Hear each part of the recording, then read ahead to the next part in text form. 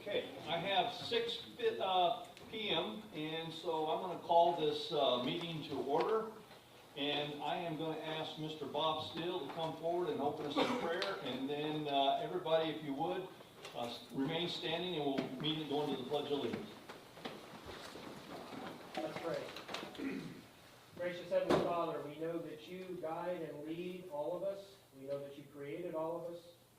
We ask for your hand upon the city of Niceville, upon our first responders, our firefighters, all of those who serve. We ask that you would guide our leaders in a mighty way and protect them. In Jesus' name we pray. Amen. I pledge allegiance to the flag of the United States of America and to the republic for which it stands, one nation, under God, indivisible, with liberty and justice for all.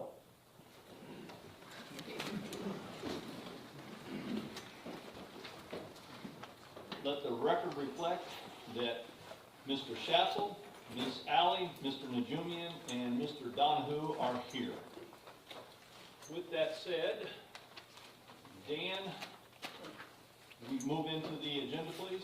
Yes, sir. Approval of minutes, regular council meeting on January the 9th, 2024. Special council meeting, January 29th, 2024.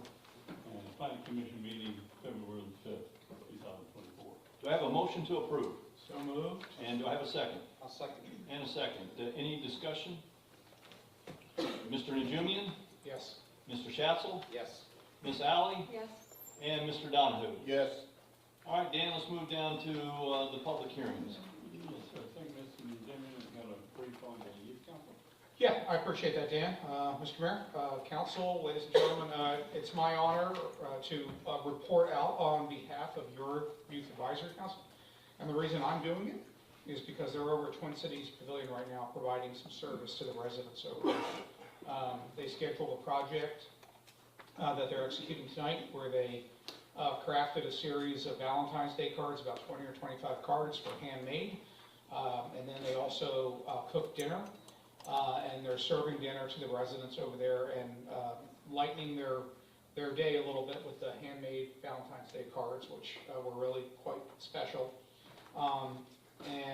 Yeah, just left them over there not too long ago, and everyone seemed to be having a great time. So that's one of their items. They spent a full day in Tallahassee with Wendy back in January, and they participated in Youth Council Legislative Action Days. And they went through all the steps necessary to get approval to do a project. In this case, it was a mock skate park. We happen to be fortunate enough to have our own skate park, but some towns don't. And that's something that's important to the youth. So they had them go through the process and understand what it meant to be able to bring a park to fruition, which was a great exercise that they found. They've got about 4 or 5 more things slated for the rest of the year. I won't go through all the details. I will say the next big event is going to be their support to the Emerald Coast Autism Center 5K, which will be on April 6th, I think. If somebody has a calendar, check that, make sure that's a Saturday. But I believe that's the Emerald Coast Autism Center's big fundraiser, so hopefully the community can come out and support that. So, And it is April the 6th, of Saturday. okay, great, thanks. And thank you, Mr. Najumian, for that, and that is very reflective of the quality of individuals that live here in the city of Niceville and surrounding area. They do a tremendous job, and I'm very proud of our youth council, as I know Mr. Najumian is. Thank you for that great report. Absolutely, thanks. Dan, what's next on the agenda? Yes, sir. Selection of commercial real estate company for the Old Town Historic Niceville project. Ms. Hanson's gonna brief that. All right. Amy, you have the floor, and if that mic isn't on, you might want to make sure it's turned on. Sorry, I don't know how to do that. I try as things, which I never did it, so someone else always has to. So back in December, you, Teach her how to do it so she can never blame somebody else. Bobby does it at the planning commission for me. So, sorry, I try, I just can't do it. Back in December, you had the opportunity to review real estate proposals. I believe there were 3 of them for the Old Town historic area of the CRA, and the winning, or the high score, was Berkshire Hathaway Properties. They have been notified. We require your selection of them as the real estate agent for that area. So you need a motion from the council? I do. All right. Do I have a motion to approve the selection of Berkshire Hathaway? So moved. Do I have a second? Second. Discussion by the council. I need to abstain from the vote. And you will need to state the reason why. Because it's my company. I'm not involved in it, but it's because it's with my company. There you go. I did not vote either on the selection, just for the record. She'll have a form she needs to complete too, is that correct? Yes. Okay. All right, you got Signed that. it many times. So any discussion by the council? Anything at all? Would anybody in the audience like to come before the council on this issue? Seeing no movement, I will start with Mr. Donahue. How do you vote? Yes. Miss Alley is not going to vote, so Mr. Shackle Yes. and Mr. Najumian. Yes. All right, what's next, Dan? Yes, sir. Valparaiso Realty requests preliminary and final review of 1501 Johnson's Parkway Express Oil, a project. Request approval by motion of council. Do I have a motion to approve the Valparaiso Realty's request for preliminary and final review of the Express Oil and Flood project? I'll make that motion. Do I have a second? I'll second it. And we have a second by Miss Alley. Discussion by the council. Since I will assume that Mr. Najumian is about to say, is there somebody out there that can speak to this? Would we get somebody to come up here? And it looks like we have 2 somebodies coming. I will let you come forward, state your name and address for the record, please. Thank you, Council. I'm Pat Byrne with Valparaiso Realty Company, and this is Matt Zinke, who is the engineer of record for the project. And I'm going to speak to some concepts, and then I'm going to ask the Gator gentleman next to me to address some of the engineering issues. First and foremost, I want to apologize to the council that this was not in front of you in the fall. He put on the plans that it was PUD. I should have known, and it's my responsibility that we weren't here much earlier. And when it came to our attention, we got on the agenda in front of you as quickly as possible. Essentially, if it's PUD, if it's the size of a postage stamp, it's the responsibility of the council to review it, look at it. I think the project is consistent with what we've done up and down Johnson's Parkway. Admittedly, open garage doors are not the greatest thing for people to look at, but we drive automobiles, and as long as we do, we're going to need those services. I heard some speculation that this is waterfront property and you shouldn't do something like this on waterfront property. So let me just say, on the property appraiser's website, It's clear, we don't own the waterfront that belongs to the town behind it. And there's wetlands to the south, to the rear of the project. And we chose this site for Express Oil precisely because of those wetlands and the visual barrier that they offer. A number of years ago, we had another national oil change business that wanted to go in between Panera and the bank, right in front of Publix. And when we got into the design phase, the light bulb went off in our heads that we're gonna be looking at open garage doors from 4 sides. And we politely said to those folks, we don't think that's a good fit for the shopping center, and we have a legal right to do that. But would you consider going across the street where we can back you up the wetlands, you can not have open bay doors facing the highway? And they said, no, this one or nothing, and we saluted and said, adios. So we were approached by Express Oil last year. They wanted the same out parcel between the bank and Panera, and we said the same thing to them. We just don't think it's consistent with the shopping center and the folks that are there. Would you consider going across the street where we can back you up the wetlands, we can turn your open bays to the side and not directly to the highway? So that is why we chose that. It's going to be as good a looking building as you can have considering the business. And there'll be good landscaping, and I think it's something that's a good project. And I'd like Mr. Zinke to address some of the engineering issues, and when we're through, if any of you have any questions for me or Matt, please. Matt Zinke, Jenkins Engineering. Just to reiterate what Pat said, this is a PUD zoning, but just wanted to let you know we have followed all the requirements as if it were a C2 project, which is what most of the commercial zone parcels are on 20. We follow those setbacks, so we haven't used the PUD to try to bury anything to take advantage of that. We've met all the regular setbacks for any commercial project. The wetlands, we have provide the buffer that's required by the city. We are not impacting wetlands whatsoever. We have them delineated before we start doing any design to make sure we could stay away from them. We've also checked during the construction to make sure they're not being impacted. Stormwater meets or exceeds the city's requirements. There's some concern about this being an oil change. Business, well, they have basically in their bays, they have drains that go to oil gas separators, kind of like a grease trap for a restaurant, so they make sure they collect anything from inside their building so it doesn't get to the stormwater, it doesn't get to the sewer. Also, one thing we found too was when we were going to design the project that the existing water main is actually under Highway 20. So instead of just tapping into it, we've actually been working with the city to try to install a new water main that would help the city in the future. But again, in closing, we've met all the land development code requirements in terms of the engineering requirement. Questions by the council? Go ahead, Mr. Jim. Yeah, just a couple. Pat, thanks for sharing what happened here, and Matt, thanks for going over a couple of details. I think you answered one of mine, and that's the from an architectural perspective. I imagine this is a standard footprint development for them, so they're going to be using their standard oil gas separator or oil water separators, all those. Yes, correct. So I'm a little bit heightened, I guess, because it's adjacent to wetlands. Is there anything additional on the site that's being done to ensure collection or any redundancy that you're aware of?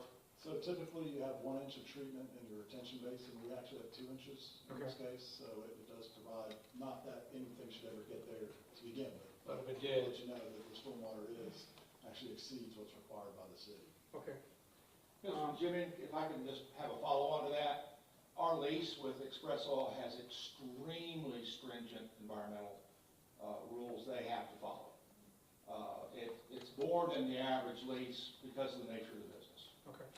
And its proximity, frankly, to wetlands. I mean, that's as much a concern for me. And then as I look at the site plan, it looks like you've got a single point of ingress and egress. Are we going to allow a left-hand turn out of there onto Johnson? That was what the DOT basically wanted to be a full connection, and we have a DOT permit we got back at the end of May. So the DOT said that's allowable? Yes. That's, okay, I'm not gonna, Not that I don't have traffic numbers in front of me, I don't have any of that stuff, but. And we were required by DOT to do a traffic study. which was accomplished. I can't believe we can do an unprotected left out of there with no stacking, because there's no place to stack. It's not something we push for, it's just they want it to be a full connection, that's the permit they issued. Okay.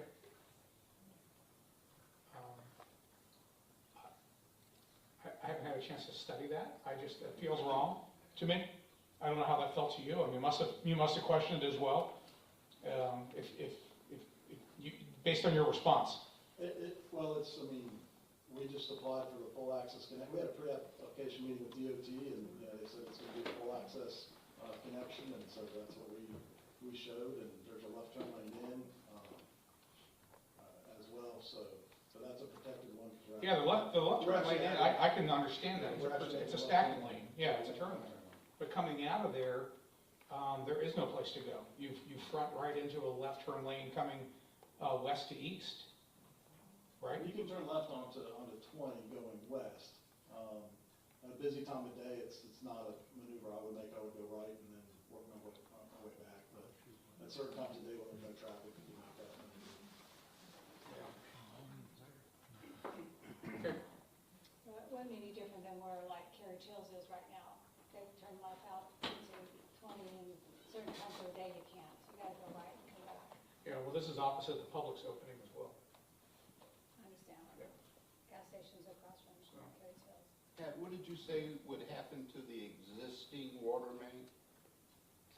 I'll let the city staff, address that if you don't mind. Sir, Mr. Byrne has ran 300 feet, Over 700. over 700 feet of a water main. So what we're going to do is we're going to tie in to the new water line that Mr. Byrne has built for us, and then basically shut down the line that's underneath 20 altogether. Is that right? Essentially, I don't know, 40 years ago, however long ago, DOT paved 4-lane Highway 20. They paved over an existing city water main that's live underneath the asphalt driveway. So this will resolve that problem, and we just won't use that line anymore. Any other questions by council? Would anybody in the audience like to come before the council on this issue?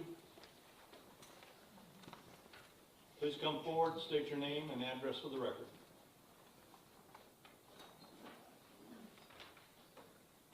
Judy Byrne Riley, 1501 Bay Shore Drive. I chair the planning commission, and we had one member missing, and we had a 3-3 vote, so we did not pass this. I think I'd be happy to give Mr. Byrne the responsibility for having brought this so late. I think one of the problems with us, and again, it was a 3-3 vote, is that the land was already cleared, and here we were sort of backtracking. So had we had this in October, I think it might have been different. But we did have a motion. We did have to ask for the motion to be called, and that's what we had. So I don't think, we do realize that it's not waterfront, but it is water view. It's a beautiful piece of property. I think perhaps that was part of the reason. There are other members of the planning commission that might want to speak to that, but we did not approve it because of the 3-3 vote. Thank you. Would anybody else like to come before the council on this issue? Please come forward, state your name and address for the record.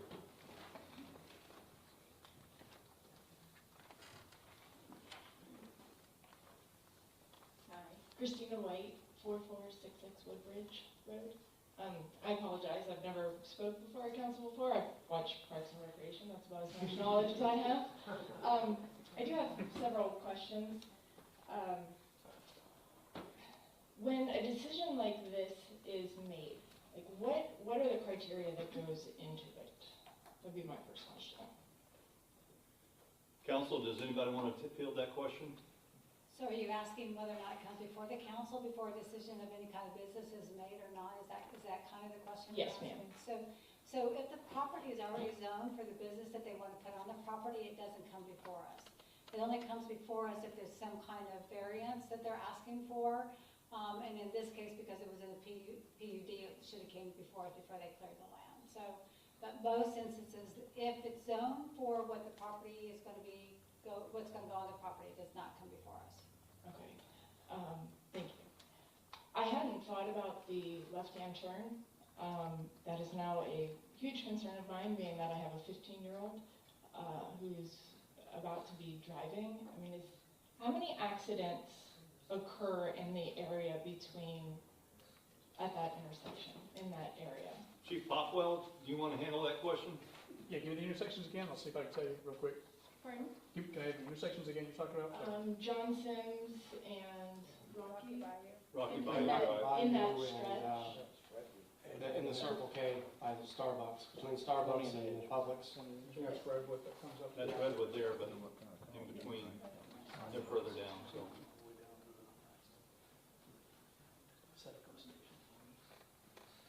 As of right now, I can see 1, 2, the rest of them are in the parking lot. And that's, where was those two at?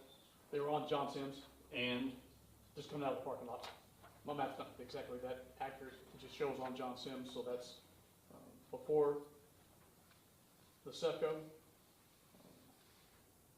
And 1 at the intersection of Rocky Bayou, which was that fatality we had That was earlier a this year. fatality. That was with the bicycle, wasn't it? The Ma'am, motorcycle. ma'am, if I could answer your question, most of our accidents on John Sims in that stretch happen near the Starbucks, because you're coming up that hill, and then, in the morning time, the sun's in your eyes, can't see the lights, and so we frequently have accidents right there. But, in the section where this is located, where you can turn into Publix, there were few, if any, accidents at this point at that particular area on John Sims. So when people pull out and make that left out of what will be the oil change, they have to go, there is no median, correct? They will No have to median. go- There's no median, no. Okay, otherwise they will be coming. Yeah, you can see it in the diagram on the right. You can see the hashed area is the parking lot. John Sims is running west to east, and you'd come out and you basically are you turn right into traffic. There's no protection there. That was a question I was asking. Okay, so I guess as far as questions, I guess those were my main questions, was what goes into these kind of decisions. I suppose I just have a statement that my family, when they come to visit from Ohio, they frequently comment that our town and the places that we seem to be building seem to be oh, this is just the place to leave your stuff until you get to Destin. And they always ask, well, what are we doing to make this better for our kids? And I don't know, it seems as if the choices as of late are not doing anything to better the town per se. That's just a feeling. yeah, go ahead. So the corridor of Highway 20 is completely different and commercialized compared to what the city is doing in Niceville itself, and the parks that we're enhancing and the stuff that we are bringing. So there is a lot that is happening that is good stuff for families in the community. So I love that you're here, and if you come every month, you'll see some of the stuff that we are doing. So the corridor of Highway 20 that is commercialized isn't indicative of what we are trying to achieve for families in our community. Let me address what I think you said head on. I imagine you're probably talking about storage facilities and things like that. Perhaps. Okay. Not one of those came before council. Every single one of the storage facilities that was erected on a piece of property that was zoned already for that activity. So there wasn't a single time that we had an opportunity to say, is that something we really need here? And even this thing that Mr. Byrne is bringing forward as a PUD, he has the right to develop within that area after he comes and talks to us.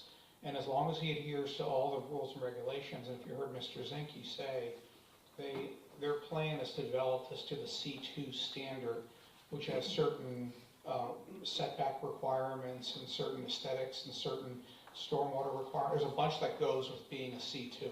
They don't have to do that. Once you're in a PUD and you get approval from council, you can pretty much, you can waive all those limits. None of those limits are being waived here. They're treating it as if it was pre-zoned for this activity, which is the right thing to do. Who zones? We How do. does it, We do. Amy, do you want to take a stab at that real quick?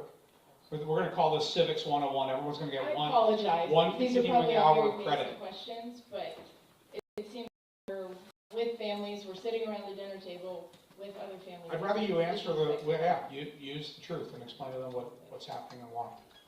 Thank you. So the city has a zoning map and as well as a future land use map, and they were created back in, I believe, the early 1990s. Yeah. 30 years ago. And so, at that time, the city planner and the city council, we went through the whole city. We provided future land use for what we thought would be good for parcels. So for instance, on Highway 20, you want your development, your commercial developments to be there. You don't want a house on Highway 20. And so, then you take your future land use and then you develop zoning categories, which we have. And we have zoning in those areas for the future land use. And a PUD can be pretty much anything that you want, because it allows all of our zoning districts. And in this case, yes, they are following the C2, which this business would fall under if it was not in a PUD. And most of Highway 20, I believe, is C2. There are a few areas that aren't C2, but a lot of it is C2 and C1. And there's a lot more detail than that. And it's all on the city's website. You can go and find our zoning map and our future land use map. And we do, what, about every 5 years we revisit it? What's the frequency of revisiting? Every 7 years, the state makes us do an analysis of our zoning map, our future land use, as well as our comprehensive Our comp plan to plan. make sure that it all goes together and that we are following our comprehensive plan. Thanks, Amy. Is that something that people can vote on? Yes, when we're coming up, not vote on it per se, but you can come in and provide input. Yep. Quick question, I have a quick question for you. How long have you lived in Niceville? Since 2014.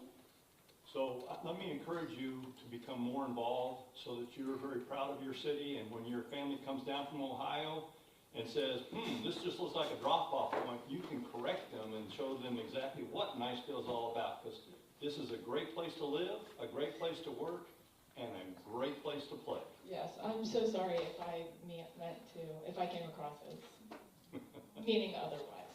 We just want it to continue to be a good place for There you go. our kids to be. Thank you very much. I do want to say one thing about the building, which is unique to this building, the way they designed it, is that they tried to make it a little bit more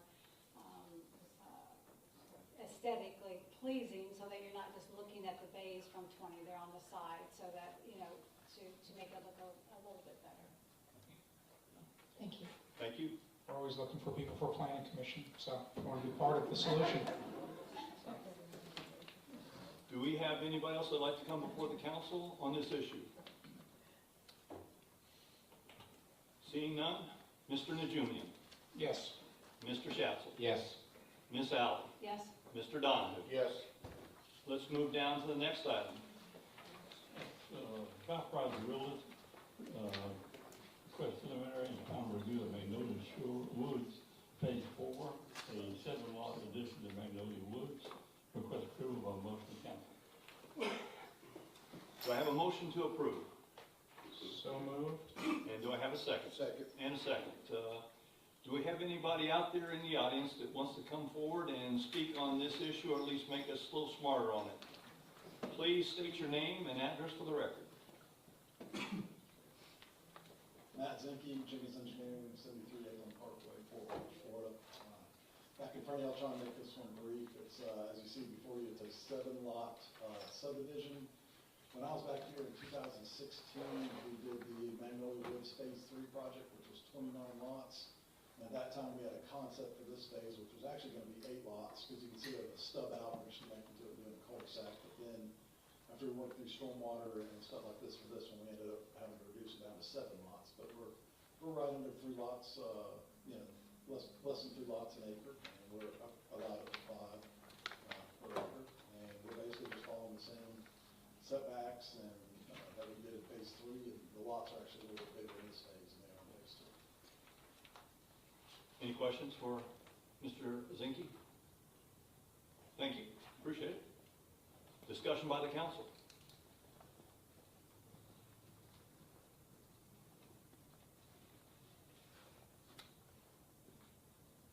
Would anybody else like to come before the council on this issue?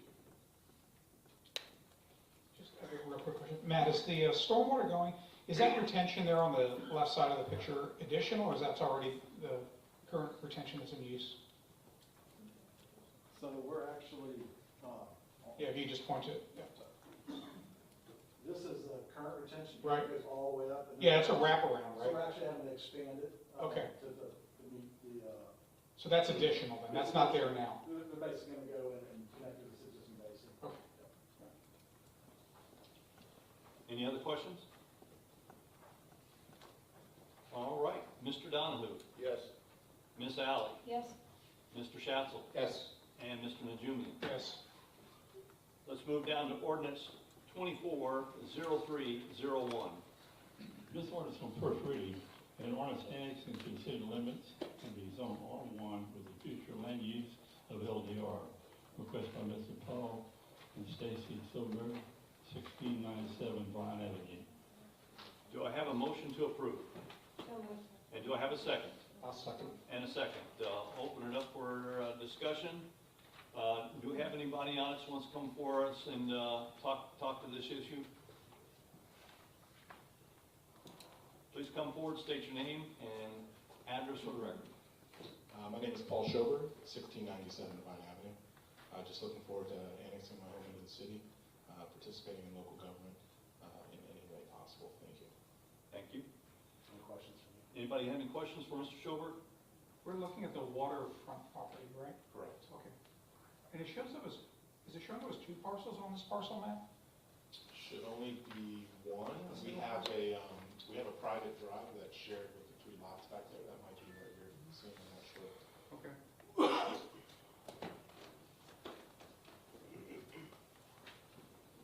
Okay, thanks. Any other questions? Thank you, Mr. Schober. Thank you. Would anybody like to come before the council on this issue? Seeing none. Mr. Najumian? Yes. Mr. Schatzel? Yes. Miss Alley? Yes, And Mr. Donahue? Yes. Let's move down to resolution 240201. A resolution to vacate the east half of Pine Avenue right-of-way between 4006 13th Avenue, Street rather, and 1410 13th Street. Request by the Parish Joint Trust. Do I have a motion to approve? So moved. And do I have a second? Second. And a second. Open it up for discussion. Is there anybody on it who would like to come before the council to address this one? Please come forward, state your name and address for the record. Sean Davis, 4006 13th Street, Niceville. I'm standing in for Jimmy Parrish, and he asked me to do so. I believe the council will recall my wife and I being here in December's meeting. And when we requested the right-of-way, I did, basically, you approved that for Angela in December's meeting, and now Mr. Parrish has to do the same thing on his side. Questions by the council? I do, and this is probably a question for Jonathan. Jonathan, in the December meeting, the city said that we can vacate that land without any problems, and of course we did the west side of it, so now we're doing the east side. Is there any problem in vacating that east side? No, for all utilities in the county, we don't have any water, so we're good. Sorry, we're good. Yeah. You said There's no water source, there's nothing there. Yeah, nothing there. No water, sewer, utilities, et cetera. No further questions. Okay. Does anybody else have a question? Thank you. Appreciate it very much. Would anybody else like to come before the council on this issue? Please come forward, state your name and address for the record.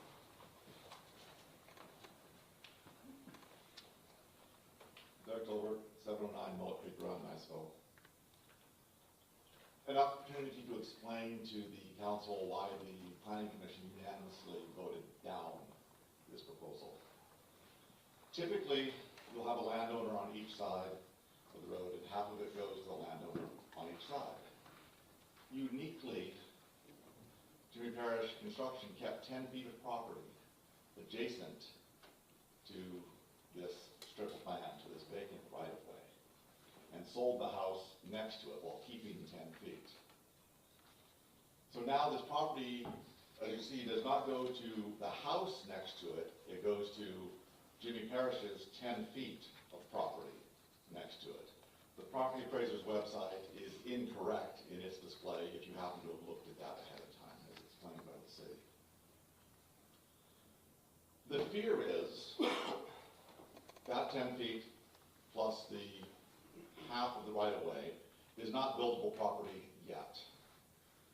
But a homeowner can sell their adjacent excess property to an adjacent homeowner and legally combine them, and which would then create a buildable lot that the city gave the majority of the property to the home builder. I would say this is a case where maybe this property could be sold. We have sold vacated property in the past, if that's an area that should be interested, but I think it should be rejected until investigated for that. Questions? Thank you. Go ahead, Mr. Yeah, Sheffield. Mayor, in lieu of that statement, I would like to ask that we table this until Mr. Parrish himself can come in and talk to us in the city of what his future intentions are. And I would also request that Mr. Davis come on back at the same time. So I would like to withdraw my motion. And who was our second? He withdraws, okay. So the motion has been withdrawn. Do I hear a motion to table this resolution? So moved. Do I have a second? And a second. Discussion by the council.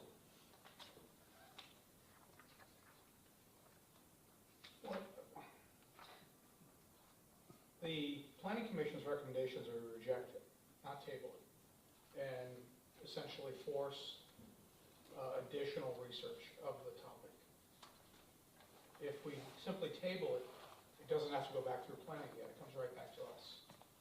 So I would say no. I would say we bring it forward, and if we don't agree, then we vote it down and put the onus back on them to go through the process and go back through planning again before it comes to us. So I would not support that.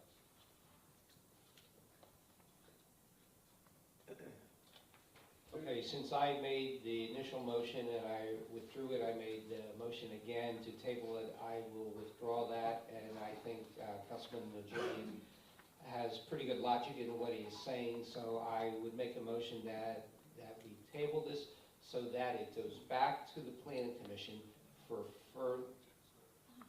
You're withdrawing your... Withdrawing, that's right. Yeah. So the motion would be to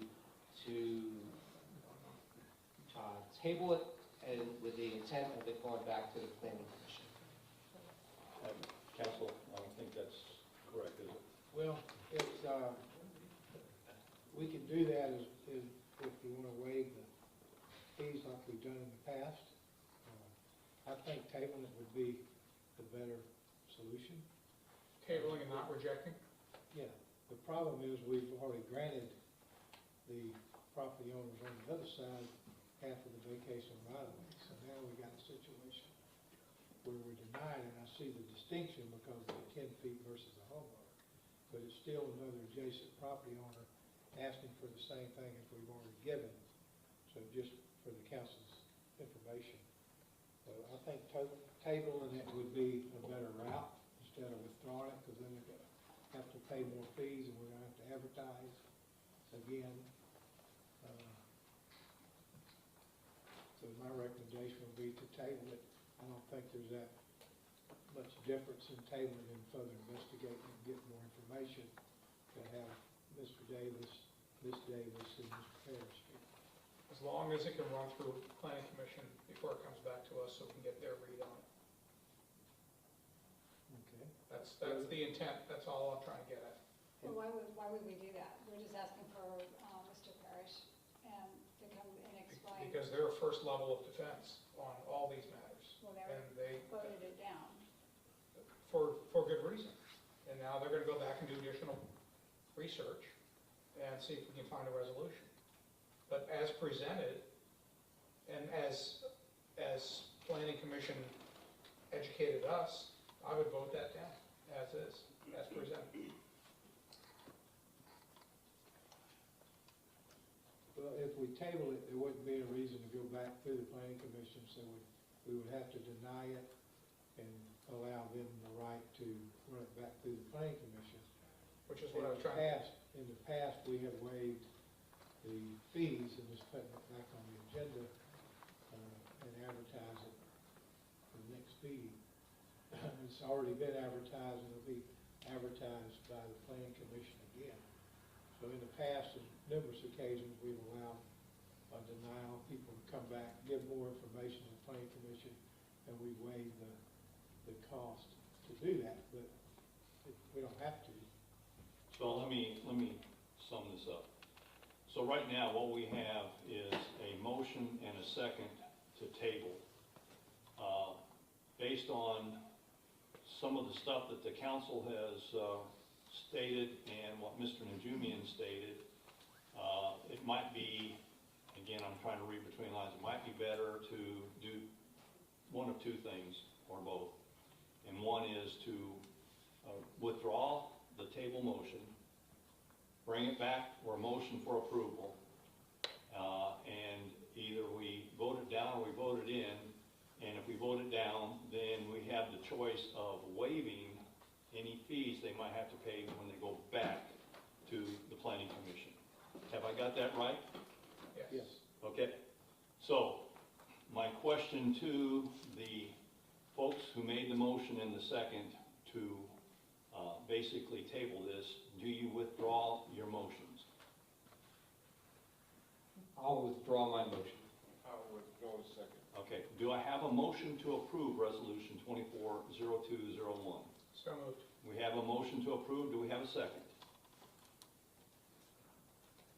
I'll second it. And we have a second. Further discussion on this resolution? Can I ask if planning commission, was Mr. Parrish at the meeting? No. Okay. Are there any other questions? Mr. Najumian? No. Mr. Schatzel? No. Miss Alley? No. And Mr. Donahue? No. All right. For the individual, Mr. Davis, you might want to work with Mr. Parrish and work with the Planning Commission. All right, let's move to Resolution 240202. And Remy, before we move to it, Dan, let me ask, is the council willing, or is the city willing to waive additional fees to go back to the Planning Commission? I am, yes.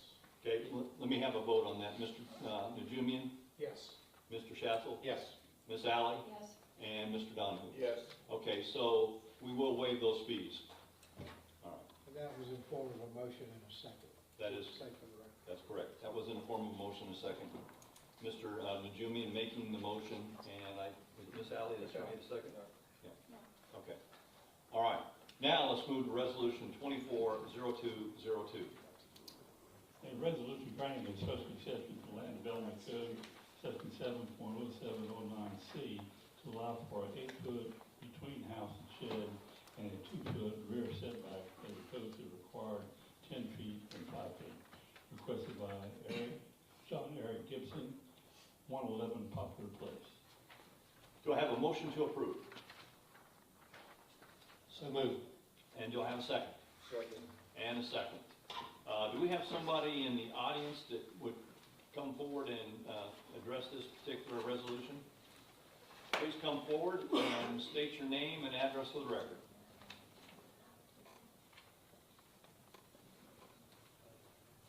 Good evening, John Gibson, 111 Poplar Place. So, you want to explain your request? Yes, sir. I'd just like to put a small storage shed on the backyard of my property, which is a pretty small backyard. So a reasonably sized shed around 10 by 16, 160 square feet back there, out of sight of the neighbors or the in between the yards, so it's directly behind the house, you'll be able to see the shed from the road. And with the small backyard that I have there, these setbacks make it possible to put it in there. Thank you. Do we have any questions for Mr. Gibson? Mr. Schatzel? Yes, sir. Mr. Gibson, the Technical Review Committee also reviewed your intent here to build your shed, and they had a comment, and it says, the TRC asked that the homeowner sign a letter stating that if anything in the greenbelt was disturbed by the use of equipment, to install the shed, a homeowner will be responsible for replacement or repair. Do you have any issues with that statement? Not at all. Thank you. Any other questions for Mr. Gibson? Any comments from the neighbor, the direct neighbor to your north? No, sir. Because the one that would be slightly encroached upon by the shed. I don't know what address that is. I don't know if it's 113 or 109. 112, I think they number around the corner, but and that particular setback retains the 5 foot from the fence that's required. Oh, I thought it was a side and a back. So the neighbor is to the north of me. Okay. The city's easement is to the east of me. Right. And my home, which is the 10-foot setback requirement, is to the west of where the shed will be located. So the 5-foot setback on the neighbor's northern side is 5 feet. Is within there. Okay, I misread that. That's okay. Okay, so no encroachment on the neighbor. Correct. Got it. Okay, thank you. Thank you. Any other questions for Mr. Gibson? Thank you, Mr. Gibson. Thank you. Would anybody else like to come before the council on this issue? All right. Mr. Donahue? Yes. Ms. Alley? Yes. Mr. Schatzel? Yes. And Mr. Najumi? Yes. All right, let's see, yeah. Let's move down to, hey, we're there, the city managers, reports, requests, and recommendations. I won't say quick, It won't be. but You know me. just, you know, move it along if you would. Yes, sir. Good evening, Mayor and Council.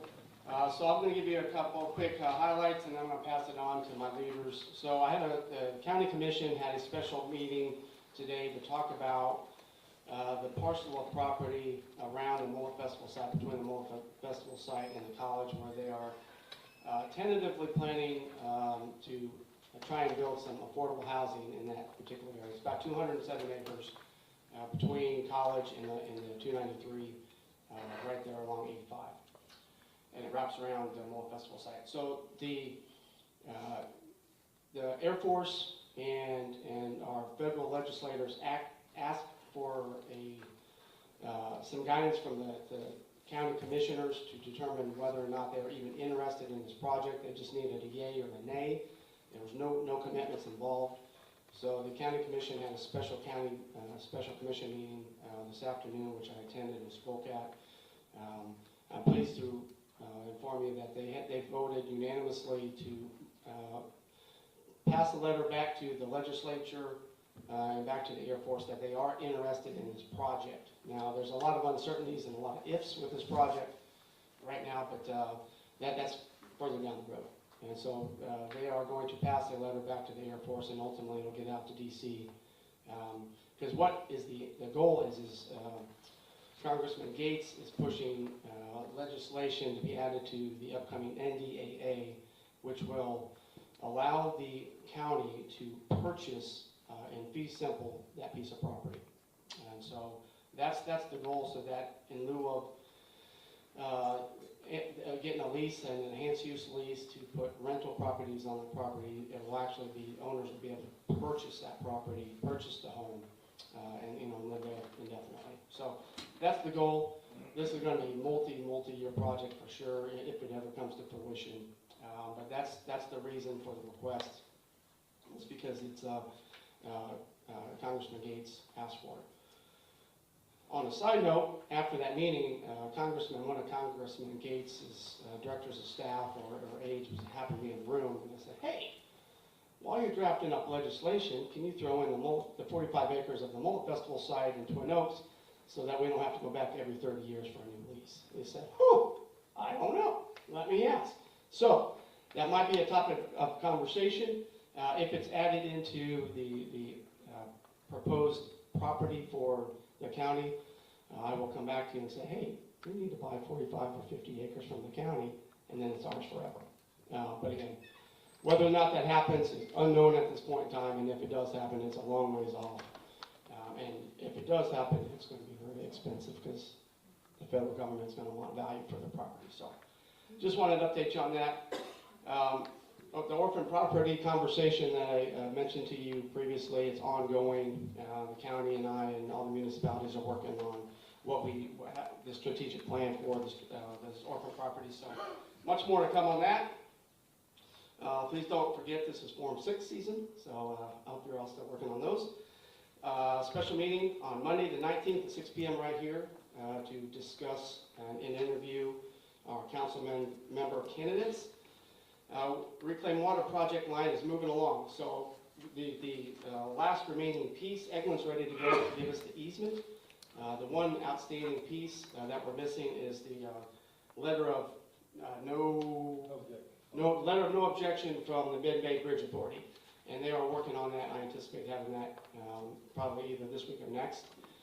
Then we have to go to FDOT to get an easement from them, and then we'll be able to rock and roll. We had a meeting, Jonathan and I had a meeting with the county yesterday, and I think we're going to be able to contract with the county to have them install this line at a much reduced rate in lieu of going to a contractor. Now that they haven't pitched that to the commissioners yet, but we're heading in a positive direction on all aspects.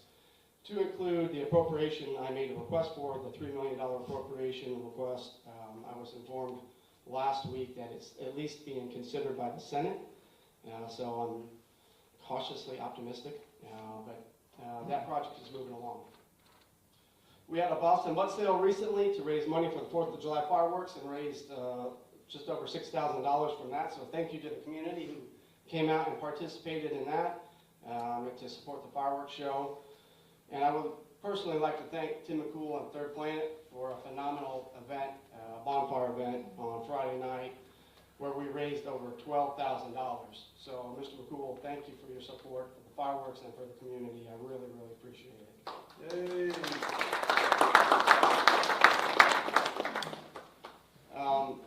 I've hired a new grant manager who's going to start on Friday. He's in processing tomorrow, and then he'll start on Friday. So, looking forward to going out and get a whole bunch of free money so we can get stuff done around here. Please don't forget, so Mayor, you know, but for the council members, we're having an Aquatic Center Steering Committee meeting on Thursday at 10 o'clock at the Senior Center if anyone's interested in participating in that. And then the Johnson Controls water study is ongoing and moving along rapidly. The strategic plan study is ongoing and moving along. The pay study is moving along. So we're getting a lot of good feedback from all those various studies we got going on. And with that, I will shut up. Jonathan, you want to start us off?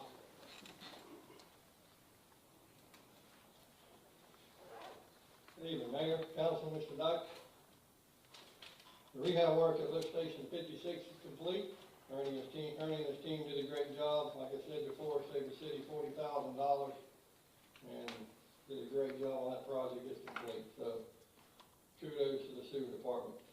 Live Oak Fiber, we met with Live Oak Fiber a couple of weeks ago. They will be sending a company in called Breakpoint to help us spot some of these water and sewer lines to try to prevent some of these strikes. So they're going to pitch in all the costs Live Oak Fiber will pay. So they will help us. We won't pay nothing.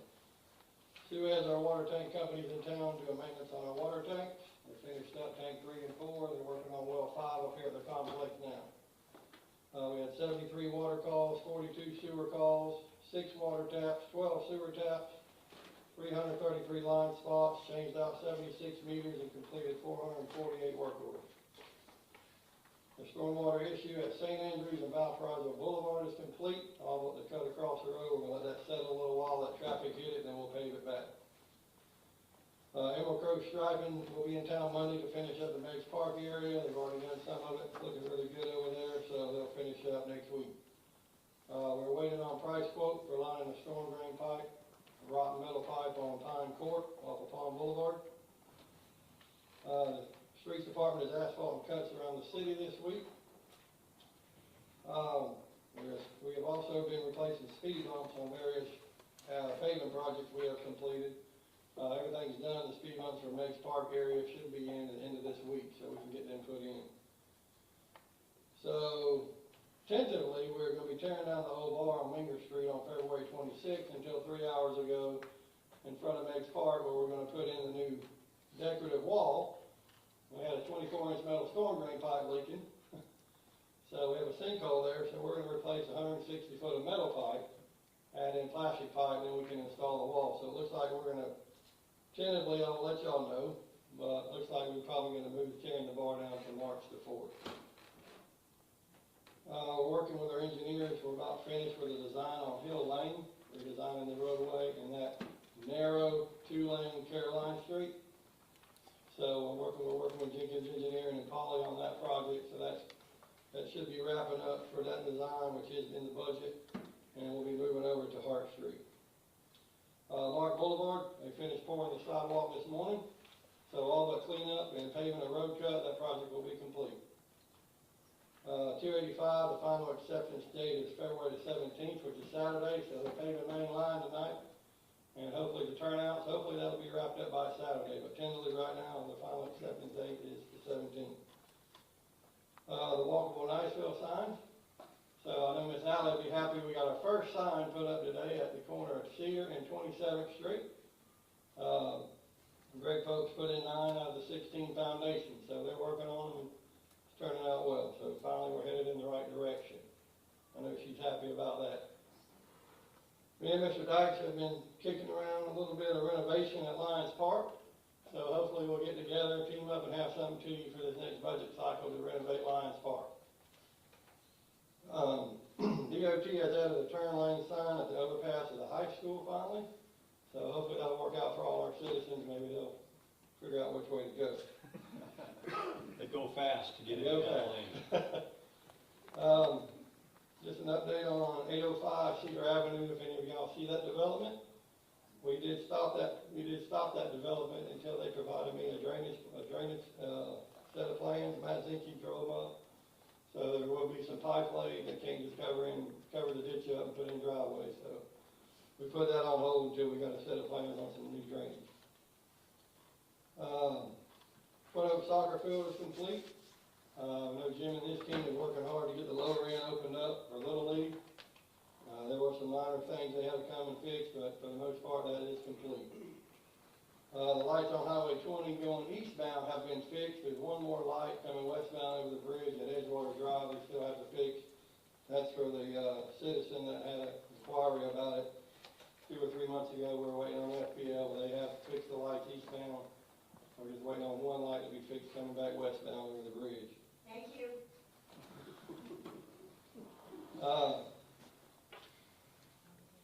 I want to thank the city staff, council members, the citizens of Niceville, everybody who was involved for an employee in need. For him and his family, we raised over $14,000 for his Boston butt stuff, so thank you for that, everybody. And I got one other thing, but at this time I want to call Amy Hanston up. This is the shining spotlight, the employee spotlight, the shining penny. You know, Amy does a great job for us. She keeps me straight. And other than that, you know, she works with CRS, floodplain, grants. She works very close with Sherry Reed, the local mitigation strategy on the TRC committee. And on behalf of Public Works in the city of Niceville, thank you.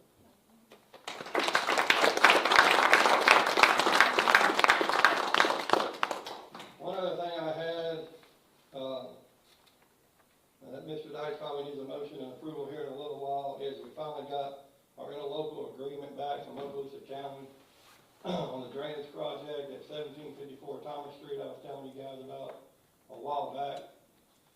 What we had is a drainage issue. You got county right away, but the houses are in the city. So a couple of years ago, we decided to partner with the county. Pretty much it was the city would pay for the engineering and the supplies for the job, and the county would construct it. Oh, and the city would acquire for the easements. The easements were acquired back in June. We've had it engineered. the county will buy the supplies and we will just reimburse the county on the project. I don't see it being more than $15,000, $20,000. I haven't got all the quotes back yet, just to double check the county what they're getting, but it's in a local agreement they finally sent back that Mr. Dice will talk about, probably get your approval here in a little bit. Is that it? That's it. All right, council, anybody got a question for him? Jonathan, please go through again the status of the Mark Smith Boulevard. So, forest main's in, water line's in, sidewalk is complete. All they gotta do is clean up along the edges of the sidewalk. They gotta pave the asphalt cut where the forest main come across the road, and that is done. And thanks to Mr. Huff on a lot of that. Yes, sir. Thank you. And also for Abner and I throwing ourselves under the bus for those sidewalks. I had a question, will they come back and clean off the sidewalks on 285 when they get done? Yes, ma'am. Okay, because there's like, They'll have, when this project is complete, they'll come through DOT, and final inspection, and anything they see cleaning wise, if they put in a sidewalk and it broke, which I gotta call them about one anyway, but they're required to fix all that before they sign off on the project. but there's all kinds of asphalt up on the sidewalk all over the place. Right. Any other questions by the council? Thank you very much. Thank you. Oh, we have a question? Yes. Please come forward, state your name and address for the record. I had a question for Jonathan. Judy Boudreaux, 2423 Duncan Drive. Thank you, Judy. Go ahead. Jonathan, I've seen live oak all over Niceville, and also a lot of repair. Do you know how many repairs have been done? A lot. No number? I don't have a number off the top of my head, I can get you one to send it to you. Well, I was curious too, are they going to compensate for these repairs? Jonathan, before you give your answer again, could you restate the question because she didn't use the mic and I didn't hear it. She was wanting to know, is there any compensation to the city for the strikes caused by live oak, causing the city a lot of overtime and money, but pretty much, okay, I'm just gonna be honest. There's been a lot of strikes by live oak, but a lot of it is city's fault where the lines aren't spotted. And we missed on some service lines. It's hard to spot sewer services without fluent running through the service lateral. It's hard to stick up. So we didn't charge them for that. The lines that's not marked, they don't charge us. You know, it's kind of, we're working together trying to get them out of here as quickly as we can. He could have charged us, if we charge now for all the strikes that are marked, he could charge us a heck of a lot of money for downtime.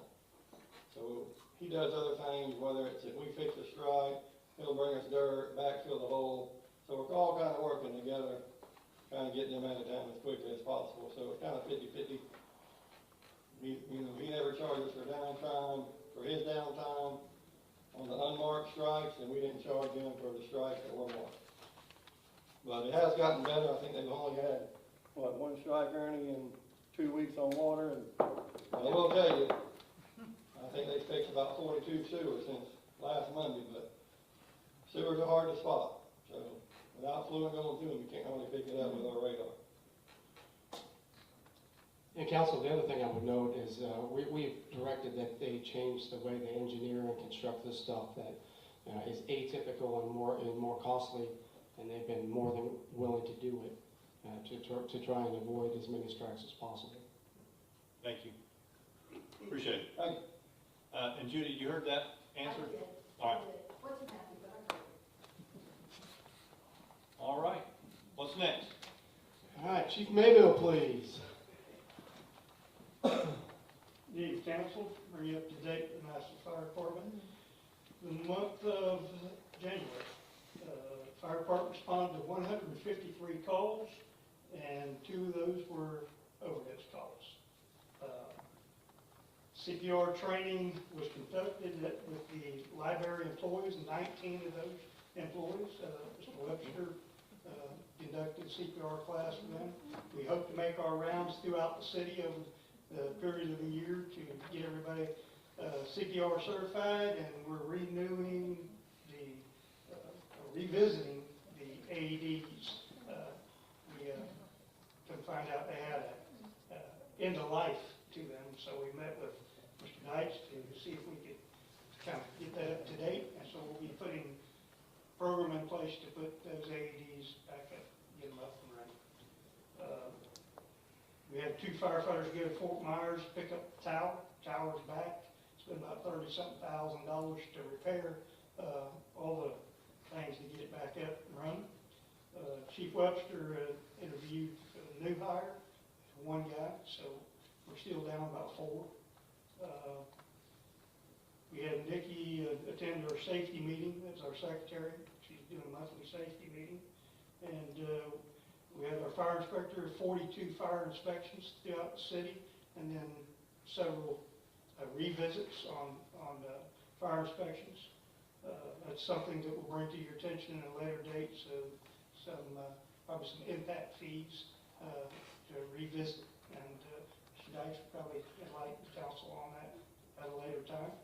And then we continue our education throughout the college up here, bringing our department up to par. Anything from the council? Chief, how long was the city without the tower, that it was down? A few months. It got, how long is that? October. October, so. 4 months. Yes, sir, it was. There's some things that needed to be updated on it and bring it up to par, so. Anything else? Anything else, Paul? All right, thank you. All right, Chief Poplar, please.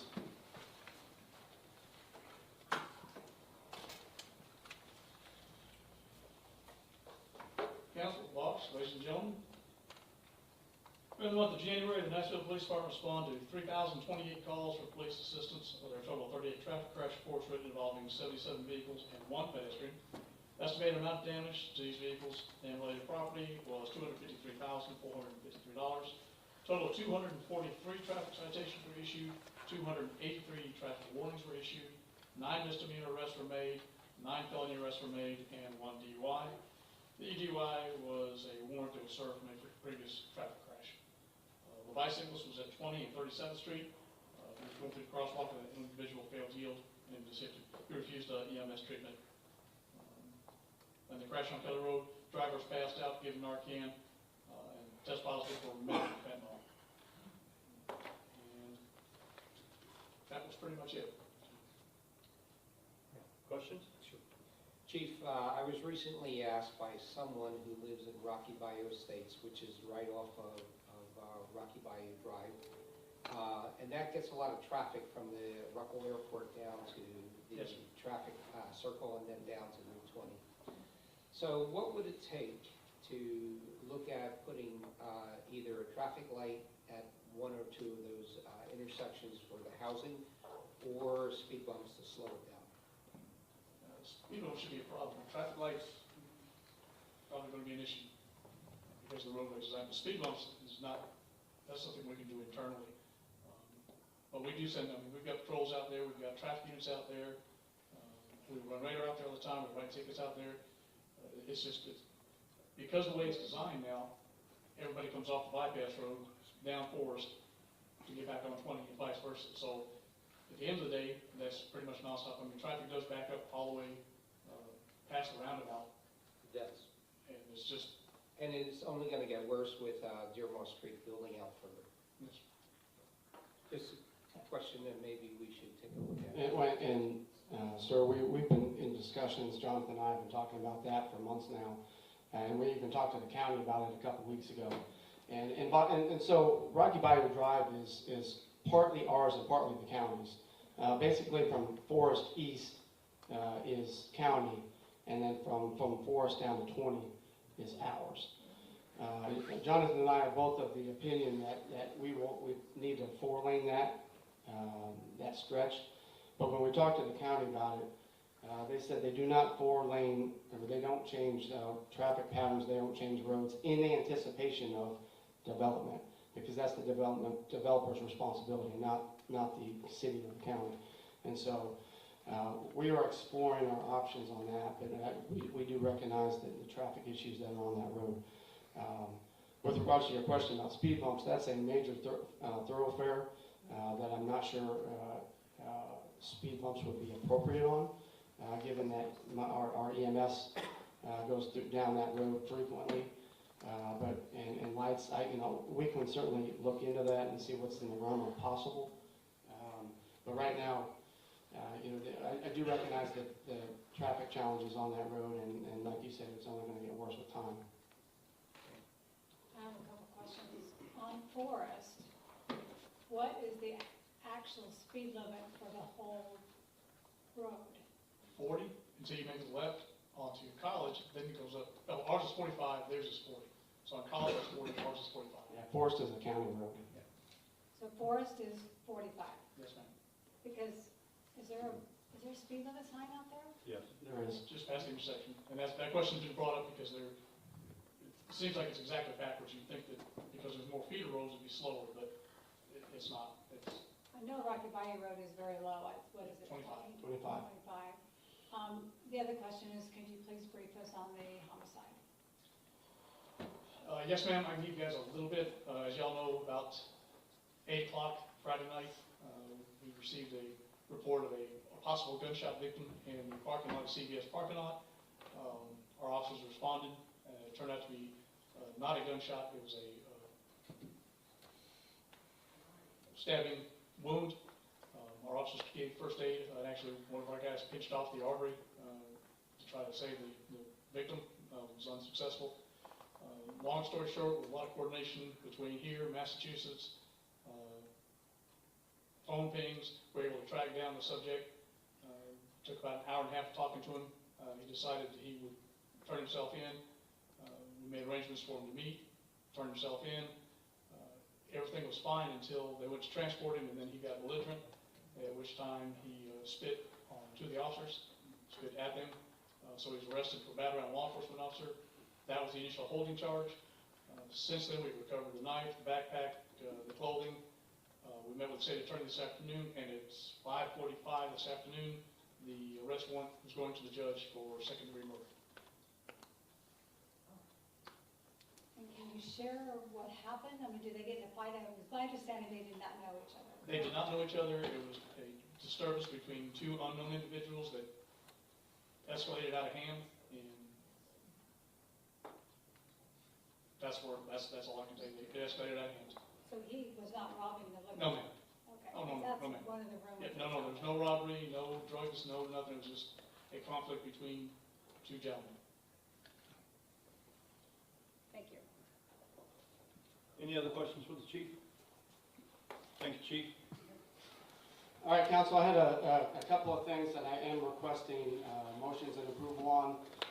Number 1, the collective bargaining agreement with the fire union is complete and has been passed to you.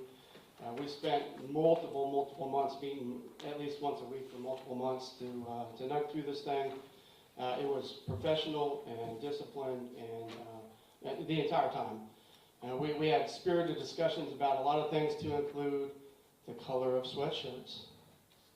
But it was an interesting experience, but again, it was very professional, always courteous. And I believe we've come to a mutually beneficial agreement for both the city and the fire department. So I am requesting a motion to approve this collective bargaining agreement. Do we have a motion to approve the collective bargaining agreement for the fires? So moved. Do I have a second? Second. And a second. Discussion by the council.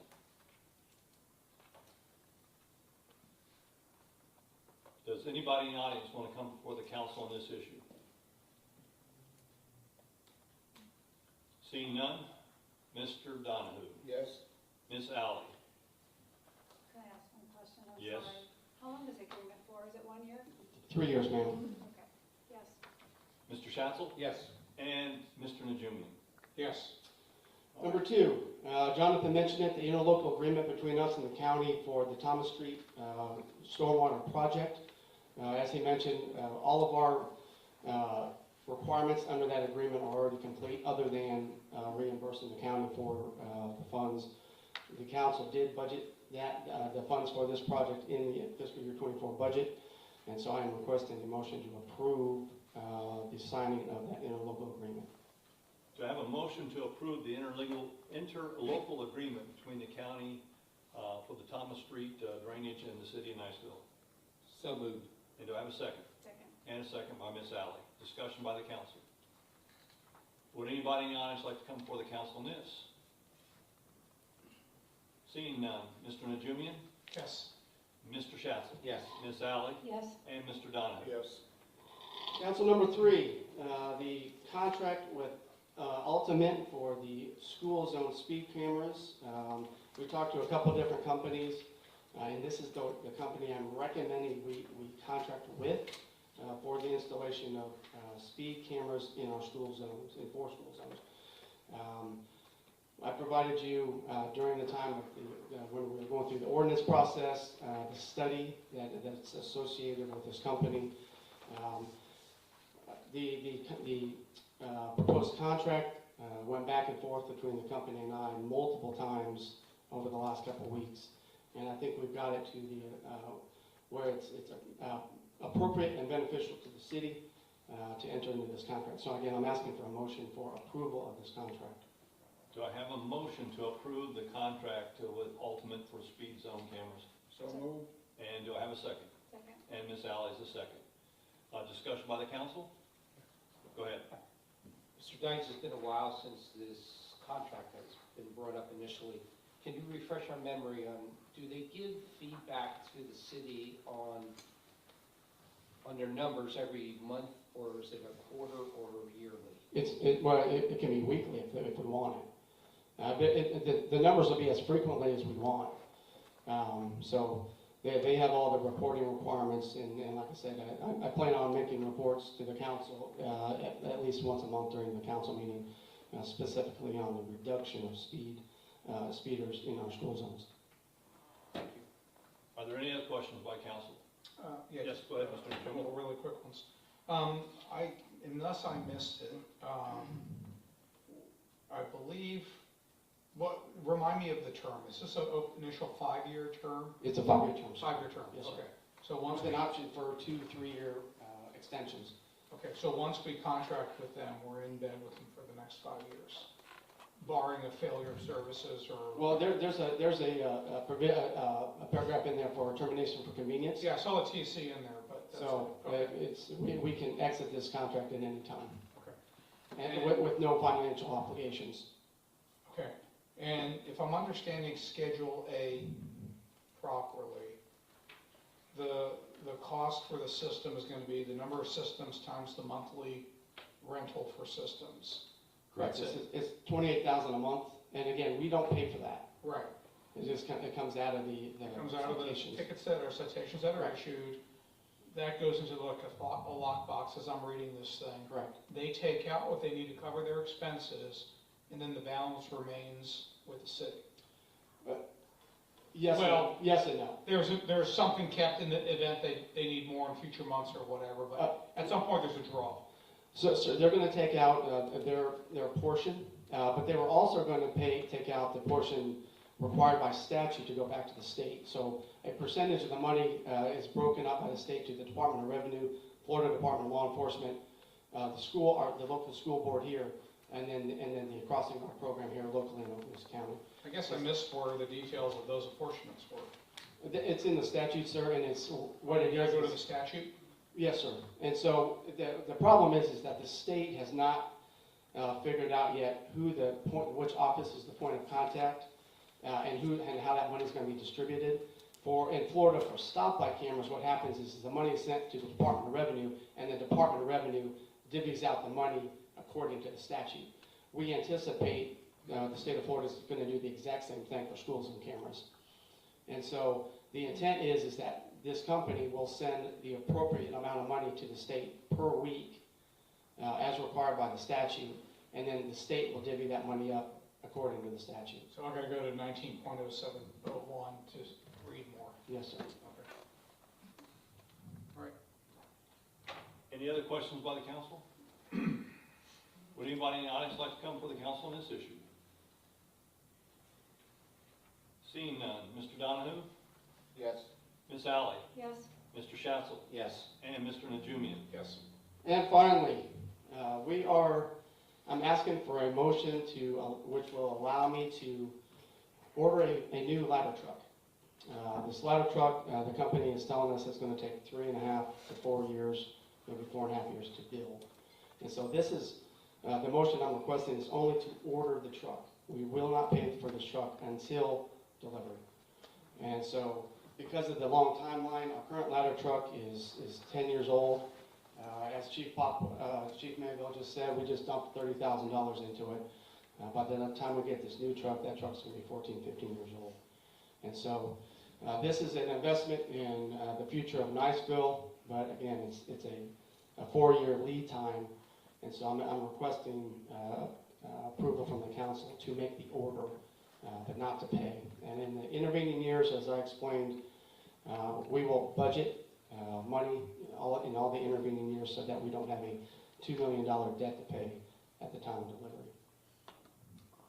Do I have a motion to enter, the city to enter into a contract to buy a new ladder truck? So moved. Do I have a second? Second. And a second by Mr. Najemian. Discussion by the council. Go ahead, Mr. Schatzel. Sorry if I missed this. The cost of the new ladder truck is estimated to be what today, in today's dollars? $2 million. Okay, so if this isn't gonna be available until about 4 years from now, is there escalation in CPI price increase that we have to consider when we finally pick it up and pay for it? Sir, it's my understanding that the price is locked in at the time of its ordering, not the cost 4 years from now. And that's what we're trying to do.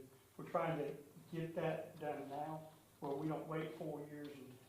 When we first started looking at the tower we have, that same tower now is went up almost $500,000. So a tower truck for a 100-footer went up almost $400,000, $500,000 in the course of right before COVID. So we're trying to lock in a price where if we were to get it 4 years from now, we got that same price. Okay. A follow-on question then, Chief. Once we buy this truck, we're buying the chassis and the wheels, right? And we still have to go through further modifications down at Fort Myers to outfit it in the manner that we so desire. Is that correct? Yes, well, what happens is there's a in-between person or company that we deal with Suffolk, the main company, and then they take it down there to outfit it in South Florida and get everything done that needs to be done. Then they bring it up to us. They do final inspection. They spend a week with us going over it with all of our people to make sure they know how to run it. And the need for this is, since we purchased our 70-footer, we've built storage buildings that are pretty tall, and we've allowed the Enclave and Deer Moss to build, so there's a grouping of buildings there, so you can't really get right beside them. 70 feet would be like this, so a 100-footer would reach out over them to be able to get to it. We had some difficulties on the marina down here when we had to get up there and do some stuff for Mr. Doucette.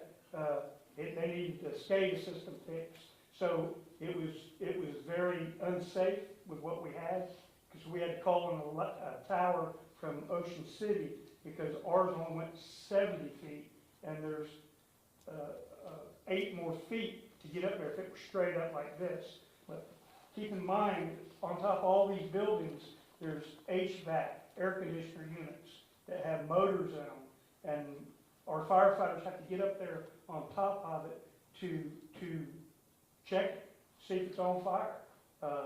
And we don't have that capability to do that. And to make it safe, I'm asking the council to approve this, so our firefighters don't have to climb a bunch of ladders in the middle of the night or fight a high building like that, or to get up there and do anything if it's on fire, or to cut a vent hole. So it's something that's going to be needed in the near future. We actually need it now, but it'll take 4 years to build it. So it'll be 4 years before they even start building it. Thank you for that explanation. The reason for my question was, $2 million is buying us the truck, but then the outfitting costs how much? Yes, sir, and what we do between the time that we get that truck, and we did it with a brand-new truck we just got, a pumper, over the time, it took 2 years to get that truck, and we worked with the budget, and we get all that equipment and tools, and we ask the firemen what they need. They come to us, and they tell us we like to have this, and then we put all the hose on it. Everything's sitting there when that truck's ready to go out the door. So are you estimating maybe another 500,000 outfitted? Or more? Yes, sir, with equipment. But that will be purchased in that 4-year period in the budget. Thank you. I just was trying to get to the bottom line. Yes, sir. Any other questions by council? All right, would anybody in the audience like to come before the council on this issue? Seeing none, Mr. Najarian. Yes. Mr. Schatzel. Yes. Ms. Alley. Yes. Mr. Donohue. Yes. Thank you, council, I am finished. All right, city clerk, looks like you got something that you want to bring up. Sure. You know, last month we postponed the Could we get you into the mic there? aid organizations, we tabled it last month, and Mr. Dodge came up with some new recommendations, and it's in your book, but we can cover them. Why don't you go ahead and read the various proposals?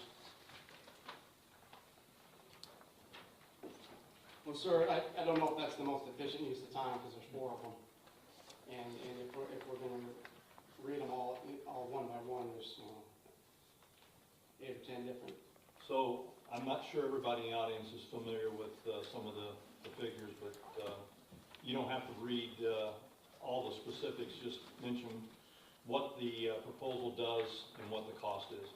Okay, so the proposal number 1, which is the option proposal that I pitched at the last city council meeting, what it does is it meets the budget, $22,500 that was approved by the council during the fiscal year 25 budget. But what it also does is it reduces the amounts that some of the organizations would be provided. The amounts are less than what was requested. Option number 2 increases everybody's. It increases all the nonprofits' requests to what they requested. However, that also means that the Symphony and the Heritage Museum will not get any money at all. Option number 3 fully funds all the nonprofits except for, again, the Symphony and the Heritage Museum. The Heritage Museum would continue to get 0, but the orchestra would get $250. And then the final option is all the nonprofits are fully funded. And then but the Symphony and the Heritage Museum would both get $500. But that one is over budget by $750. Thank you. And that's your recommended one. Is that correct? It was, yes, sir. What was your question? And that last one that you read? The last option was what I recommended to all of you, although it is $750 over the budget that the council approved for fiscal year 24 for nonprofits. But it's $750. I can find that $750 somewhere else. So, council, the decision is yours to determine what we want to do with aid to organizations. There's 4 options on the table. The city manager recommended option 4, which is $750 above what we budgeted in the FY24 budget. So are we Discussion. looking for a motion now for one of these options? Or discussion? Motion first. Motion first, and then we'll move to a discussion. So I'll make a motion that we stick to option number 1 because, well, I'll make a motion we go option number 1 and we can go into discussion. Do I have a second on the motion to accept option 1? I'll second. Okay, and a second. Discussion by the council. Yes, I would like to say that option number one is what our staff initially suggested back in January, and I thank them for all the hard work that they put into it. And it also meets our fiscal year '24 budget that we set aside for aid to organizations. Mr. Najumian, you had something? Yeah, I can live with option one, clearly. However, with the information that Mr. Deitch shared with all of us over the last 3 months about our investment accounts and the amount of additional interest that was not in our budget when we looked at our '24 budget, I would think that coming up with $750 is very simple for the city to do to meet basically the full requests of the agencies. So I would push for option 4. That doesn't meet the full request from the agency. Well, it adds a couple that were eliminated. Under option 1. Drops several others by a lot. And in option one, all the nonprofits get less than requested under option one, but it does meet the budget. The ones that were raised were the ones I believe, I can't find it in my book right now, but were the ones that had the ability for matching funds, correct? Correct. Yeah. Thanks. I'm not in favor of dropping the orchestra down to $500 because they do a huge amount to the children in our area as well. I'm more in favor of option 1 than I am option 4. I'm not worried about going over budget, but I'm more in favor with option 1. I'd like to say that this is always a tough decision for our council and for those in the audience to understand what we're faced with. We set a budget aside in the budget process, which is $22,500. Every year we face a request for more than what we budget. The county also gives budgets and approves aid to organizations, although some of them are slightly different. So it's a tough decision for us every year. And we've had further discussion almost every year on the same thing. Do we give more, do we give less? But I feel we should stick to what we budgeted. And if you want to address more, then when we do the fiscal year '25 budget, then we'll consider it. Any other discussion by the council? So right now we have a motion and a second for approval on option number 1, is that correct? So with that said, I will ask for the vote. So I will begin with Mr. Najumian. No. Mr. Schatzer. Yes. Ms. Alley. Yes. And Mr. Donovan. Yes. All right. So option 1 looks like is the one we're going with. Yes, sir, we'll make it happen. Thank you. Do I have a motion to pay the bills? So moved. And a second? I'll second. And all in favor say aye. Aye. Any opposed, like sign. All right, let, Mr. Doucette, we got anything else that I should be aware of? Okay, so let me do this. Let me see if the council has anything, and then we will go to the audience. Go ahead there, Mr. Donovan. FYI, or in case you didn't know, I think kudos are in order for our principal, Charlie Morello, for being principal of the year for Okaloosa County. And that's all I got. That is an outstanding thing, and Mr. Morello does a great job over at Niceville High School, so I think a round of applause is deserved. Ms. Alley, do you have anything? Yes, I'd like to congratulate the Niceville High School cheer team who won state 5 times in a row, which is a great achievement for that program over there. And did another, The girls soccer and boys soccer are district champs. right, and there is tonight one of the boys playoff? The girls basketball, is it tonight? I'm not sure. So bottom line is, we got some great sports teams at Niceville High School, and we've got some state champions, and that's an awesome thing. Again, another round of applause. Michelle, you got anything else? I think that's it. Mr. Shatzel? No, other than I want to say I'm very happy and appreciative of all the work that the staff does. Regardless of which department you work in, it really has made a difference throughout the city, and thank you. And Mr. Najumi? Echo Councilman Shatz's comments. Thank you very much, and again, Mr. Deitch, you and your staff, thank you for all you do. Appreciate it much. With that said, I'm going to open the floor up. Would anybody in the audience like to come before the council on an issue? If so, come forward, state your name and address for the record. I'm giving just a couple more. I don't see anybody moving, so do I have a motion to adjourn this meeting? So moved. And a second? Second. And second, we are adjourned.